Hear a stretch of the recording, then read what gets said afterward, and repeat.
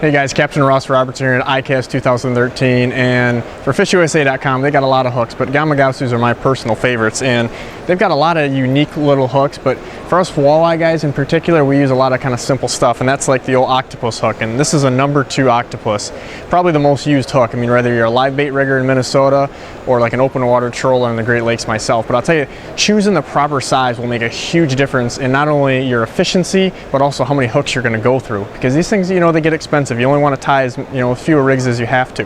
And with a #2 like this, that's my favorite for when I'm going slower. Let's say like 1.2 miles an hour or less. And the reason is it's a thinner wire hook, and it just is really sharp, and you're not going to bend out that much.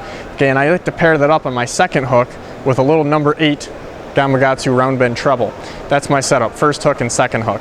And this is really good because when I drop back or on that kind of second chance thing, I just tend to hook up on those fish that maybe I wouldn't get on the single hook. It just gives you another opportunity. So the problem though is when you start speeding up, let's say you're going more than about 1.3 miles an hour, these things tend to get beat up, whether it's in the net, bending out with the fish, because one disadvantage of having some really thin light wire hooks, even with the high quality like Gamakatsu has, is they're gonna bend easier. So when that happens, I kind of just upgrade and switch them a little bit, and I go to a #1. And what I like to do then is run the same Gamakatsu Octopus, but it's not just jumping up one size. You've got a little bit heavier gauge, okay, and I like to use 3 singles. Some guys use 2 singles. That's kind of a personal preference thing.